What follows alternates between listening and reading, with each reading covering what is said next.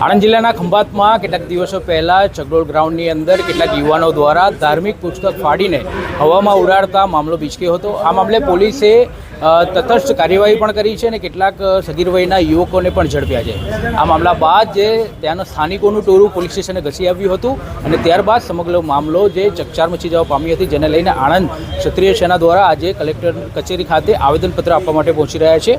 આપણી સાથે જોડાયા છે જી શું કહેશો, આજે આવેદનપત્ર આપવામાં આવ્યું છે અને આપનો વિષય શું છે? વિષય બહુ ગંભીર છે અને કાયદો અને વ્યવસ્થાની જે કચડી જતી સ્થિતિનું છે એનું જીવતું જાગતું ઉદાહરણ અમારા આણંદ જિલ્લાનો ખંભાતનું આ શહેર છે કે જ્યાં લોકમેળાની અંદર ધાર્મિક પુસ્તક ફાળવાના બાબતે જે ઘટના થઈ એની અંદર કાયદેસરની કાર્યવાહી થઈ। એની અંદર 4 આરોપી પકડવામાં આવે, એમાં 3 મુસ્લિમ સગીર વયના બાળકો છે અને એક વાલ્મીકી સમાજનો એક બાળક છે। પણ આ ઘટનાનું કાયદેસરની કાર્યવાહી થઈ, પૂરી પણ થઈ ગઈ અને એ પ્રકારે એમની ઉપર ગુનો પણ નોંધાઈ ગયો। ત્યારબાદ આ ઘટના ચાલુ થાય છે કે આ બધું પતી જવા છતાં ત્યાં આગળ ફરજ ઉપર ગણતરીના સેકન્ડની અંદર જ બહુ મોટું મુસ્લિમ સમાજનું અસામાજિક તત્વોનું ટોળું ત્યાં આગળ ભેગા થઈ જાય, ઉપદ્રવ મચાવવામાં આવે છે અને સમગ્ર પોલીસ સ્ટેશનને ઘેરી લેવામાં આવે છે અને ત્યાં આગળ પોલીસ સમક્ષ એવી માગણી કરવામાં આવે છે કે જે વાલ્મીકી સમાજનો જે બાળક છે એને અમને સોંપી દો, અમે અમારી રીતે એનો ઇલાજ કરી લઈશું। ત્યાં સ્થળ પર સ્થળ સૂચકતા વાપરીને ત્યાંના જે બહોશ કોન્સ્ટેબલ છે એમને આ સમયને પારખ્યો અને બાળકને બચાવવાના ભાગરૂપે એમને પોલીસ સ્ટેશનમાં લઈ ગયા, ત્યાં સંતાડ્યો। તો આનો દ્વેષભાવ રાખીને ત્યાંના અસામાજિક તત્વોએ એ કોન્સ્ટેબલને ભીડની અંદર લઈ જઈ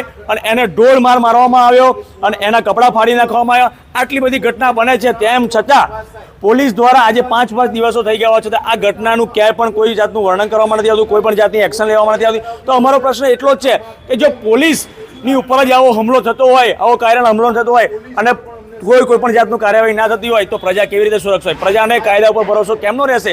તો અમારી એક જ માંગ સાથે અહીંયા આગળ અમે આજે ઉપસ્થિત થયા છે। કલેક્ટરના માધ્યમથી અમે અહીંયાના જિલ્લા પોલીસ અને સરકારને કહેવા માંગીએ છીએ કે આ ઘટનાની અંદર તમે જાતે ફરિયાદી બનો અને સીસીટીવી કેમેરા ચેક કરો અને જેટલા પણ આરોપીઓ છે એ ત્યાંના છે કે બહારના છે, જે પણ હોય એની ઉપર કાયદેસરની કાર્યવાહી કરો અને સમાજની અંદર એક દાખલો બેસાડવામાં આવે।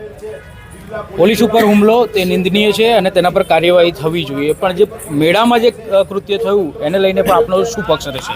મેળામાં જે કૃત્ય થયું એ એક્સિડન્ટલી હતું। મેં પહેલાં જ કહું કે જે ધાર્મિક પુસ્તકના બાબતનું હતું, છોકરાઓ ઉપર ચડ્યા ચકડોળની અંદર અને એના જે ટુકડા ફેંક્યા, એની અંદર 3 મુસ્લિમ સમાજના બાળકો છે સગીર વયના અને એક વાલ્મીકી સમાજનો બાળક સગીર વયનો બાળક છે।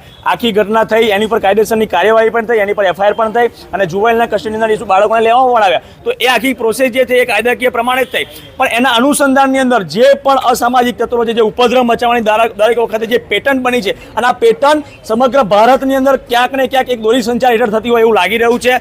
કારણ કે આ ઘટના બાદ જે રાજકીય પાર્ટી દ્વારા જે આવેદનપત્ર આપવામાં આવ્યું છે એટલે એ જોઈને એવું લાગે છે કે આ જાણી જોઈને પ્રી પ્લાનિંગથી આખું કૃત્ય કરવામાં આવેલું છે, પોલીસ સ્ટેશનને ઘેરવામાં આવેલું છે અને પોલીસ ઉપર હુમલો કરવામાં આવ્યો છે, પોલીસને માર મારવામાં આવે છે। એટલે ક્યાંક ને ક્યાંક એ બળ પ્રયોગથી પોતાની ધાક બેસાડવા માટે આ આખું કૃત્ય કરેલું છે। યોગ્ય કાર્યવાહી ના થાય તો આપનું આગામી પગલું શું રહેશે? હજી યોગ્ય કાર્યવાહી નહીં થાય તો અમે સમગ્ર હિન્દુ સમાજને સાથે રાખીને આવનારા સમયની અંદર અમે ખંભાત બંધનું એલાન આપીશું અને જરૂર પડશે તો અમે ઉપવાસ આંદોલન કરીશું। પણ આ ઘટનાને અમે હવે અહીંયાથી પતાવી દેવામાં માંગતા નથી, કારણ કે આ કાયદો અને દેશ બચાવવાની વાત છે। જો આજે પોલીસ પર હુમલો થઈ શકતો હોય તો તમે વિચાર કરો કે ત્યાંના રહીશો ઉપર આ શું વીતતી હશે। તો આ ઘટના ખરેખર એનું ચિંતન થવું જોઈએ, પોલીસે જાતે ફરિયાદી બનીને આ સમગ્ર ઘટનાનું ઇન્વેસ્ટિગેશન કરવું જોઈએ। કોઈ પણ ધર્મનું પુસ્તક હોય તેને ફાડવું કે તેને ઠેસ પહોંચાડવું એ ગુનાહિત કાવતરું છે, તો તેટલું જ ગુનાહિત કાવતરું છે કોઈ પણ પોલીસ કર્મી ઉપર હુમલો કરવો। તે જે પ્રકારની કામગીરી બની છે તેનાથી અસંતોષ થઈને આજે ક્ષત્રિય સમાજના સેનાના લોકોએ આવેદનપત્ર આપવામાં આવ્યું છે અને યોગ્ય માંગણી કરવામાં આવી છે કે આ બાબતને લઈને જિલ્લા પ્રશાસન આની ઉપર યોગ્ય કાર્યવાહી થાય તો એમને સંતોષ થશે, નહીં તો આગામી દિવસોમાં ઉગ્રથી અતિ ઉગ્ર આંદોલન કરવાની પણ તેમણે ચીમકી ઉચ્ચારવામાં આવી છે। કેમેરામેન દિનેશ પટેલ સાથે ઇમરાન વોહરા, ન્યૂઝ નેશન આણંદ, સત્યની સાથે।